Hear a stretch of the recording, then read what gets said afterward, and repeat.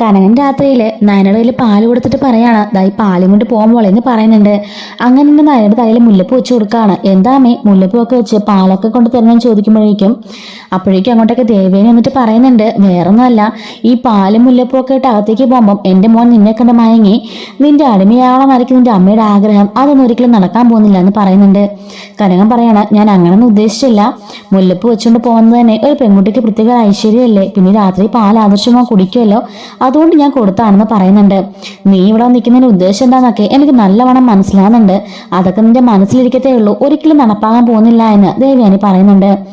അങ്ങനെ കനകൻ പറയാണ്, ഞാൻ വെറുതെ കൊടുത്തുന്നേ ഉള്ളൂ, അമ്മ അങ്ങ് പോയിക്കോന്നും പറഞ്ഞിട്ട് നയന അവളെ പറഞ്ഞു വിടുന്നുണ്ട് കേട്ടോ, കനകത്തിനെ പറഞ്ഞു വിടുകയാണ്. അതിനുശേഷം ദേവയാനി പറയുന്നുണ്ട്, എന്താ നിന്റെ അമ്മേനെ പറഞ്ഞിട്ടും ചോദിക്കുമ്പോൾ ഒന്നുമില്ല, നമ്മൾ തമ്മിൽ ഈ ഇഷ്ടക്കേടും പൊരുത്തക്കേടും ഒന്നും എന്റെ അമ്മ കണ്ട് വിഷമിക്കണ്ട എന്ന് കരുതിയിട്ടാണെന്ന് പറയുന്നുണ്ട്. വിഷമിക്കണം, നിന്റെ അമ്മ വിഷമിക്കണം, നിന്റെ അമ്മ കാരണമാണല്ലോ ഈ വീട് ഇത്രയ്ക്ക് അലങ്കോലമാക്കിയത്. മൂത്ത മോളെ കൊണ്ട് പണക്കാരനെ പ്രേമിപ്പിച്ച് കെട്ടിക്കാൻ നോക്കി, അവൾ അടുത്തവനെയും കൊണ്ട് പോയപ്പം ആ സ്ഥാനത്തേക്ക് നിന്നെ കൊണ്ടിരുത്തി നിന്നെ കൊണ്ട് കെട്ടിച്ചു, കാരണം ഒരാളെങ്കിലും അനന്തപുരിയിലെ മരുമകളാണല്ലോ, അതായിരുന്നു നിന്റെ അമ്മയുടെ ലക്ഷ്യം. പക്ഷേ അമ്മയുടെ ആഗ്രഹം സബലീകരിച്ചുകൊണ്ട് രണ്ടുപേരും അനന്തപുരിയുടെ മരുമക്കളായി, ഇനി ഒരുത്തിയും കൂടെ ബാക്കിയുണ്ടല്ലോ, നിന്റെ അമ്മ എന്താ അതിന്റെ ഒരു പ്ലാനിങ്ങിലാണെന്ന് ചോദിക്കുന്നുണ്ട്. ആവശ്യമില്ലാതെ അമ്മ എന്തിനാ എന്റെ അമ്മേനെ കുറിച്ച് പറയുന്നത്, നടന്ന സംഭവങ്ങളെല്ലാം എല്ലാവർക്കും അറിയാം. ശരിയാ, എന്റെ അമ്മയുടെ ഭാഗത്തു നിന്നൊരു തെറ്റുപറ്റി, കാരണം എന്റെ അമ്മ അച്ഛനെ വിവാഹം കഴിച്ചു വന്നപ്പം തീർത്തും ദരിദ്രമായിട്ടുള്ള കുടുംബത്തിലേക്ക് വന്നത്, ഒരുപാട് അമ്മ അച്ഛന് സഫർ ചെയ്തിട്ടുണ്ട്, അങ്ങനെയാ അവർ ഈ കാണുന്നത് നിലയിലെങ്കിലും എത്തിയത്. അതുകൊണ്ട് അമ്മയുടെ മക്കള് കഷ്ടപ്പെടരുതെന്ന് കരുതിയിട്ടാ അമ്മ ഇങ്ങനെയൊക്കെ ചെയ്തത്, അല്ലാതെ അമ്മയ്ക്ക് വേറൊന്നും കൊണ്ടല്ല എന്നൊക്കെ പറയാണ്. അതിനെ തന്നെ ആടി ആർത്തി എന്ന് പറയുന്നത്, ഉള്ളതും കൊണ്ട് ജീവിക്കാതെ സ്വപ്നം കണ്ട് കോടീശ്വരന്മാരെ സ്വപ്നം കണ്ട് നടക്കല്ലായിരുന്നു എന്നൊക്കെ ചോദിക്കുന്നുണ്ട്. അമ്മ എന്തൊക്കെ പറഞ്ഞാലും എൻ്റെ അമ്മ തെറ്റ് ചെയ്തിട്ടുണ്ട്, പക്ഷെ ഇപ്പം എൻ്റെ അമ്മ തെറ്റുകാരിയൊന്നും അല്ല. അത് മാത്രമല്ല, നന്ദുവിനെ എങ്ങോട്ടേക്ക് വിടാൻ ഒരിക്കലും ഞങ്ങൾ തയ്യാറോ അല്ല, ഇനി അത് ഇവിടുന്ന് സമ്മതിച്ചാൽ പോലും ഞങ്ങൾ സമ്മതിക്കില്ല എന്ന് പറയുമ്പം, ഓഹോ അത്രയ്ക്കൊക്കെ ഡിമാൻഡ് ആയോ നിനക്ക് എന്നൊക്കെ ചോദിക്കുമ്പോഴേക്കും, ഡിമാൻഡിൻ്റെ അല്ല, ഞങ്ങൾ അവിടെ കിടന്ന് കഷ്ടപ്പെടുന്ന പോലെ എൻ്റെ ഐതിഹ്യങ്ങളൊന്നും കഷ്ടപ്പെടണ്ട എന്ന് കരുതിയിട്ടാ എന്ന് പറയാണ്. എന്താണ് നിനക്കൊക്കെ ഇവിടെ കഷ്ടപ്പാട്, 3 നേരവും മൃഷ്ടാനം ആഹാരം കഴിച്ച് സന്തോഷമായിട്ട് AC കാത്ത് കിടന്ന് ഉറങ്ങുന്നില്ലെന്ന് ചോദിക്കുമ്പോഴേക്കും, ഒരു പെൺകുട്ടിക്ക് AC മുറിയോ 3 നേരം ഭക്ഷണമോ ഉടുക്കാൻ വില കൂടിയ വസ്ത്രങ്ങളോ സ്വർണ്ണാഭരണങ്ങളോ അല്ല ആവശ്യം, സ്വന്തം ഭർത്താവിന്റെ സ്നേഹവും പരിചരണവും ആവശ്യം. അതുണ്ടെങ്കിൽ ഏത് കുടലിൽ കിടക്കാൻ ഒരു പെണ്ണിനും മടി കാണില്ല എന്ന് പറയുന്നുണ്ട്. ദേവയാനി പറയാണ്, അതൊരിക്കലും കിട്ടുമെന്നും കരുതി എന്റെ മോൾ ഇവിടെ നിൽക്കണ്ട, ഞാൻ പറഞ്ഞല്ലോ നിനക്ക് ഇഷ്ടമില്ലെങ്കിൽ ഇറങ്ങി പോടി എന്ന് പറയുന്നുണ്ട്. നയന പറയാണ്, ഞാൻ ഇറങ്ങിപ്പോകും, ഇപ്പൊ അമ്മ പറഞ്ഞ കാര്യങ്ങളെല്ലാം ഞാൻ മുത്തശ്ശനോട് പറഞ്ഞിട്ട് അമ്മ ഇങ്ങനെ പറഞ്ഞു, ഞാൻ ഇറങ്ങിപ്പോവാൻ എന്ന് പറയട്ടെ എന്ന് ചോദിക്കുമ്പോഴേക്കും, എന്താണ് നീ എന്നെ ഭീഷണിപ്പെടുത്തുവാണെന്ന് ചോദിക്കും. അതെ, ഞാൻ ഭീഷണിപ്പെടുത്തുന്നത് തന്നെയാ, അമ്മ അങ്ങനെ തന്നെ കണക്കാക്കിക്കോ, അല്ലെങ്കിൽ പിന്നെ അമ്മ എന്താ ഇങ്ങനെയൊക്കെ പറഞ്ഞത്, ഞാൻ ഇറങ്ങിപ്പോക്കോളാൻ അമ്മ പറഞ്ഞില്ലേ, ഞാൻ ഇറങ്ങിപ്പോവാൻ തന്നെ തീരുമാനിച്ചിരിക്കുന്നത്, എന്റെ മുത്തശ്ശന്റെ അസുഖം ഒന്ന് കുറയണം. ഞാൻ 2 തവണ ഇറങ്ങിപ്പോവാൻ പോയപ്പോഴും മുത്തശ്ശൻ എന്നെ പിടിച്ചു നിർത്തി ഇവിടെ നിർത്തിയത്, അപ്പോഴെല്ലാം എന്റെ മുത്തശ്ശന് അസുഖം വന്നു, ആ മുത്തശ്ശനെ ഓർത്ത് മാത്രമാണ് ഞാനിപ്പോൾ ഇവിടെ നിൽക്കുന്നത്, അല്ലെങ്കിൽ ഞാൻ പണ്ടേ ഇവിടുന്ന് പോയേനെ. ഇപ്പോഴാണെങ്കിലും എൻ്റെ അമ്മയുടെ കൂടെ എൻ്റെ ചേച്ചിയും വിളിച്ചുകൊണ്ട് പോകാൻ എനിക്ക് ഒരു മടിയില്ല, കാരണം വിവാഹത്തിന് മുമ്പേ കുറേ വർഷങ്ങൾ ഞാൻ കഷ്ടപ്പെട്ട് അധ്വാനിച്ച് തന്നെയാണ് ജീവിച്ചിരുന്നത്, അല്ലാതെ ഇതുപോലെ വല്ലവരും കൊണ്ടുതരുന്നതുകൊണ്ട് ജീവിച്ചുകൊണ്ടല്ല ഇരുന്നത്. ഇനി അങ്ങനെ ജീവിക്കാൻ എനിക്കൊരു മടിയില്ല, പക്ഷെ ആ മുത്തശ്ശനെ ഓർത്ത് മാത്രമാണ് ഞാൻ ഇവിടെ കിടക്കുന്നത്, അല്ലാതെ എൻ്റെ ഭർത്താവിനെ സ്നേഹിച്ചു തുടങ്ങിയാൽ ഞാൻ ഇവിടെ നിൽക്കും, അല്ലാത്ത പക്ഷം എൻ്റെ ഭർത്താവിനോട് സ്നേഹം ഇല്ല എന്നുണ്ടെങ്കിൽ മുത്തശ്ശന് അസുഖം കുറയുന്നെന്ന് തോന്നുന്ന അന്ന് തന്നെ ഞാൻ ഇവിടെ ഇറങ്ങും എന്ന് പറയുന്നുണ്ട് കേട്ടോ. അപ്പോഴേക്കും ദേവേനി പറയാണ്, മുത്തശ്ശൻ അസുഖമൊക്കെ ഏതാണ്ട് കുറയാൻ തുടങ്ങിയിട്ടുണ്ട്, അതുകൊണ്ട് നിനക്ക് താല്പര്യമാണെങ്കിൽ ഇപ്പൊ തന്നെ ഇവിടുന്ന് പോയിക്കോ എന്ന് പറയുന്നുണ്ട്, കാരണം എൻ്റെ മകൻ ഒരിക്കലും നിന്നെ അംഗീകരിക്കാൻ പോകുന്നില്ല. നയന പറയാണ്, അങ്ങനെയൊന്നും പൂർണ്ണമായിട്ട് പറയാനായിട്ടില്ലമ്മേ, കാരണം ഇന്നലെ രാത്രി കൂടി ആദർശേട്ടൻ രാത്രി ഞാൻ കണ്ണൂർ നോക്കിയപ്പം എന്നെ നോക്കി ഉണർന്ന് കിടക്കുക, പണ്ട് തറയിലാണ് ഞാൻ കിടന്നുകൊണ്ടിരുന്നത്, പക്ഷെ ഇപ്പം ആ സ്ഥാനം ആദർശേട്ടനൂടെ കട്ടിലായി, അതിനർത്ഥം എനിക്ക് ഓരോ പ്രൊമോഷൻ ആദർശേട്ടൻ തന്നോണ്ടിരിക്കുക, എനിക്കിപ്പം ഗിഫ്റ്റുകളൊക്കെ തരുന്നുണ്ട്, ഡ്രസ്സുകളൊക്കെ മേടിച്ച് തരുന്നുണ്ട്, എന്നെ ഉള്ളിലേക്ക് പുറത്ത് കൊണ്ടുപോകുന്നുണ്ട്, ഞാൻ പറഞ്ഞ കാര്യങ്ങൾ അംഗീകരിക്കുകയും എൻ്റെ അഭിപ്രായങ്ങൾ സ്വീകരിക്കുകയും ചെയ്യുന്നുണ്ട്, അങ്ങനെയൊക്കെ ചെയ്യുന്നത് തന്നെ ഒരാളോട് സ്വീകരിക്കുന്നതിൻ്റെ അർത്ഥമല്ലേ അമ്മേ എന്നൊക്കെ ചോദിക്കുകയാണ്. നീ എന്തൊക്കെ പറഞ്ഞാലും എൻ്റെ മോൻ നിന്നെ സ്വീകരിക്കുന്ന നീ കരുതുക പോലും വേണ്ടെന്ന് പറയുന്നുണ്ട് കേട്ടോ.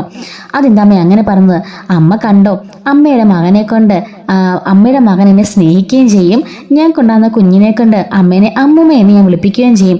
അതിനമ്മ എനിക്കൊരു 1.5 വർഷം സമയം തന്നാൽ മതി, പ്രസവിക്കാൻ സമയം വേണമല്ലോ എന്ന് പറയാൻ കേട്ടോ. ഓഹോ, അപ്പം എൻ്റെ മകൻ്റെ കുഞ്ഞിനെ വയറ്റിൽ ചുമക്കാന്നൊക്കെയുള്ളൊരു ഉദ്ദേശം നിന്റെ മനസ്സിലുണ്ടല്ലേ എന്ന് ചോദിക്കുമ്പോൾ അത് പിന്നെ ഇല്ലാതിരിക്കോ? ഏതൊരു പെൺകുട്ടിക്ക് ആഗ്രഹമില്ലാത്തത് സ്വന്തം ഭർത്താവിൻ്റെ കുഞ്ഞിനെ വയറ്റിൽ ചുമക്കണമെന്ന്? ഞാനും അങ്ങനെ തന്നെ ഒരു ഭാര്യയല്ലേ അമ്മേ എന്ന് പറയുന്നുണ്ട്. ആ ഒരു ആഗ്രഹമൊക്കെ നിന്റെ മനസ്സിലിരിക്കത്തേ ഉള്ളൂ, ഒരിക്കലും നടക്കാൻ പോകുന്നില്ല. അതിന് ഞാൻ സമ്മതിക്കില്ല എന്ന് പറയുമ്പം അതിനെനിക്ക് അമ്മയുടെ സമ്മതം ആവശ്യമില്ല. എൻ്റെ ഭർത്താവിൻ്റെ കൂടെ കിടക്കാനും ഒരു കുട്ടി ഉണ്ടാക്കാനും ഒക്കെ എന്തിനാ അമ്മയുടെ ആഗ്രഹം, അമ്മയുടെ അനുമതി എന്നൊക്കെ ചോദിച്ച് അവളെ ചിരിച്ചുകൊണ്ട് കയറി പോവാണ്. അവളാണെങ്കിൽ ദേഷ്യപ്പെട്ടിട്ട്, ഓഹോ, അപ്പൊ എന്നെ തന്നെ നീ അപമാനിക്കാൻ തുടങ്ങിയില്ലേടി, എനിക്ക് നീ വാക്കേറ്റം പറയാൻ തുടങ്ങിയല്ലേ, ഞാൻ കാണിച്ചു തരാം, നിന്നെ എൻ്റെ മകൻ അക്സെപ്റ്റ് ചെയ്യില്ല ഒരിക്കലും, അതിനുള്ള പരിപാടിയൊക്കെ ഞാൻ ഒപ്പിച്ചോളാം എന്നൊക്കെ പറഞ്ഞ് ദേവേനെ കലിപ്പിച്ച് നിൽക്കുകയാണ്. അപ്പൊ ഇതൊക്കെ നമ്മുടെ മുത്തശ്ശൻ അവിടെ നിന്ന് ഇങ്ങനെ ഒളിഞ്ഞു കേട്ട് ചിരിച്ചുകൊണ്ട് നിൽക്കുകയാണ്. എന്തായാലും നയന മുളച്ചിൽ ഉഷാറാവാൻ തുടങ്ങിയിട്ടുണ്ട്. ഇനിയിപ്പോൾ ദേവയാനിയുടെ കണക്കൂട്ടിലൊക്കെ ഒന്ന് തെറ്റും എന്നൊക്കെ പറഞ്ഞ് മുത്തശ്ശൻ ചിരിച്ചുകൊണ്ട് നിൽക്കുകയാണ്. എന്നിട്ട് അവിടെ നിന്ന് മുത്തശ്ശൻ ചിരിച്ചുകൊണ്ട് അങ്ങ് പോകുന്നുണ്ട് കേട്ടോ. ദേവയാനിക്കാണെങ്കിൽ ആകെപ്പാട് ദേഷ്യം വരുന്നുണ്ട്. അപ്പോഴേക്കും ദേവേനി ഫോണിൽ ആദർശനെ വിളിക്കുകയാണ്. അപ്പൊ നയന മുകളിൽ ചെല്ലുന്നതിന് മുമ്പ് തന്നെ ആദർശനെ വിളിച്ചിട്ട് ദേവേനി പറഞ്ഞു, നീ താഴേക്കൊന്ന് വന്നേന്ന് പറയുന്നുണ്ട്. അങ്ങനെ നയന മുകളിലേക്ക് കയറുമ്പോൾ ആദർശ് പുറത്തേക്ക് പോകുമ്പോൾ എവിടെ പോകും ആദർശിട്ടാ ചോദിക്കുമ്പോൾ ഞാൻ താഴെ വരുന്ന പോയിട്ട് വരാമെന്ന് പറയുന്നുണ്ട്. അങ്ങനെ നയന മുറിയിലേക്ക് പാലും ഒക്കെ കൊണ്ടുവച്ചിട്ട് അവൾ വെയിറ്റ് ചെയ്തിരിക്കുകയാണ്. ഈ സമയത്ത് ആദർശിനെ ദേവേനെ താഴേക്ക് വിളിക്കുന്നുണ്ട്. അങ്ങനെ ആദർശനെയും കൂട്ടി ആരുമില്ലാത്ത സ്ഥലത്ത് പോന്നിട്ട് ദേവേനി പറയാണ്, ഞാൻ നിന്റെ ഒരു കാര്യം പറയട്ടെ, നിനക്കിപ്പോൾ തന്നോട് സ്നേഹമുണ്ടോ? അമ്മയെ അങ്ങനെ ചോദിച്ചാൽ അവളോട് എനിക്ക് സ്നേഹമൊക്കെ ഉണ്ട്, പക്ഷേ എനിക്കിതൊരു ഭാര്യയായിട്ട് അക്സെപ്റ്റ് ചെയ്ത് സാധിച്ചിട്ടില്ല എന്ന് പറയുമ്പം ഇനി ഒരിക്കലും അത് സാധിക്കരുത്. കാരണം അവൾ എന്നെ വെല്ലുവിളിച്ചു, അവളുടെ നിന്റെയും കുഞ്ഞിനെ കൊണ്ട് അമ്മൂമ്മ എന്നെ വിളിപ്പിക്കുമെന്ന്. അതൊരിക്കലും നടക്കാൻ പാടില്ല, അങ്ങനെ ഉണ്ടെങ്കിൽ ഈ അമ്മ ജീവിച്ചിരിക്കില്ല എന്നൊക്കെ പറയാൻ കേട്ടോ. അപ്പം അവൻ ചോദിക്കുകയാണ്, എന്താ അമ്മ ഇങ്ങനെയൊക്കെ പറഞ്ഞത്? നമ്മുടെ മുത്തശ്ശന് ഏറ്റവും കൂടുതൽ ജീവനല്ലേ അവള്, അതുകൊണ്ട് അവൾ ഇവിടുന്ന് ഒരിക്കലും പറഞ്ഞൊന്നും സാധിക്കില്ല അമ്മേ. പിന്നെ ഞാൻ 2 തവണ താലി കെട്ടിയ എൻ്റെ ഭാര്യയല്ലേ അവള്, അപ്പൊ അവളെ ഞാൻ എങ്ങനെ ഒഴിവാക്കും ചോദിക്കുമ്പോൾ, ഓഹോ, അപ്പൊ നിന്റെ മനസ്സിലും അങ്ങനെയൊക്കെ ഉണ്ടല്ലേ, അപ്പൊ അവള് പറഞ്ഞ കാര്യമൊക്കെ ശരിയാണല്ലേ എന്ന് ചോദിക്കുമ്പോൾ, അവൾ എന്ത് കാര്യം പറഞ്ഞേന്ന് ചോദിക്കുമ്പോൾ, വേണ്ട ഒന്നും പറയണ്ട, എല്ലാവരും കൂടി എന്നെ പറ്റിക്കാന്ന് കരുതിയിരിക്കുകയാണല്ലേ, ശരി, ഞാൻ ഇനി നീയായിട്ട് യാതൊരു ബന്ധവും ഇല്ല, ഈ അമ്മേനെ നീ മറന്നേരെ എന്നൊക്കെ പറഞ്ഞ് ദേവേനി കരുന്നത് പോലെ അഭിനയിക്കുന്നുണ്ട്. അമ്മ കരയാതിരിക്കുക, വേണ്ടല്ല, നീ എന്നെ ചതിക്കുക, എനിക്കറിയാം, നിന്റെ ആ ഭാര്യ എന്ന് പറയുന്നവള് പറഞ്ഞതെല്ലാം സത്യമാ, നിനക്കിപ്പം അവളെ ഇഷ്ടം, എന്നെ നിനക്ക് ഇഷ്ടമില്ലെന്നൊക്കെ പറഞ്ഞ് കരയുമ്പോഴേക്കും അമ്മ ഒരു കാര്യം മനസ്സിലാക്കുക, ഞാൻ ഒരിക്കലും അവളെ സ്നേഹിക്കില്ല, പോരെ എന്ന് ചോദിക്കുകയാണ്. നീ വാക്കാൽ പറഞ്ഞാൽ പോരാ, പ്രവൃത്തിയിൽ തെളിയിക്കണം എന്ന് പറയുന്നുണ്ട്. അവളിപ്പോൾ നിനക്ക് പാലും മുല്ലപ്പൂ ഒക്കെ ആയിട്ട് വന്നിരിക്കുന്നത് നിന്റെ കൂടെ ആദരാത്രി ആഘോഷിക്കാനാ. അപ്പോഴേക്കും ആദർശ് പറയാണ്, അതൊന്നും ഒരിക്കലും നടക്കില്ലെന്ന് ഞാൻ അവളോട് പറഞ്ഞിട്ടുണ്ട്, അമ്മ വിഷമിക്കണ്ട. അപ്പം ദേവേനെ ചോദിക്കുകയാണ്, അപ്പം നീ മുത്തശ്ശിയുടെ കൊടുത്ത വാക്കോ? അമ്മേ, മുത്തശ്ശിന് വയ്യാതിരിക്കുന്നതുകൊണ്ട് എനിക്കങ്ങനെ വാക്ക് കൊടുത്തല്ലേ പറ്റുള്ളൂ, അതുകൊണ്ട് ഞാൻ ആ സമയത്തൊന്ന് വാക്ക് കൊടുത്തു പോയതാ, അതൊന്നും നടക്കാൻ പോകുന്നില്ല, അമ്മയൊന്നും ഓർത്ത് വിഷമിക്കണമെന്ന് പറഞ്ഞിട്ട് ആദർശ് ഇങ്ങനെ ദേവിയോടെല്ലാം പറഞ്ഞിട്ട് അവിടുന്ന് പോകുന്നുണ്ട്. ഇതേ സമയത്ത് തന്നെ മുത്തശ്ശന് ഇതെല്ലാം ഒളിഞ്ഞെന്ന് കേട്ടിട്ട് ആദർശിനെ എങ്ങനെയെങ്കിലും വിളിച്ചിട്ട് മൈൻഡ് ഡൈവേർട്ട് ആക്കാൻ വേണ്ടി മുത്തശ്ശൻ അവിടെ ഇങ്ങനെ മനസ്സിൽ കരുതുന്നുണ്ട്. ദേവിയാനെ ആൾ കൊള്ളാലോ, അവൾ എത്ര നാടകീയമായിട്ടാ അവനെ വീഴ്ത്തിയത്. പാവം ആദർശ്, അവൻ്റെ അമ്മയുടെ സ്നേഹം ആ പറഞ്ഞെല്ലാം സത്യമാണെന്നും കരുതിയിട്ട് പാവം അവൻ എല്ലാത്തിനും നിന്ന് കൊടുക്കല്ലേ, ഇതിൻ്റെ ഒരു ഐഡിയ ഒക്കെ എൻ്റെ കയ്യിലുണ്ടെന്നും പറഞ്ഞിട്ട് മുത്തശ്ശൻ അവിടെ നിന്ന് ചിരിക്കുന്നുണ്ട്. അപ്പോൾ ഇതുപോലെ വരാനിരിക്കുന്ന സ്റ്റോറീസ് ഒക്കെ നമ്മുടെ ചാനൽ അപ്ലോഡ് ചെയ്യുന്നതിന് കേട്ടോ, മിസ്സാതിരിക്കാൻ ചാനൽ സബ്സ്ക്രൈബ് സപ്പോർട്ട് ചെയ്യണേ. Thanks for watching.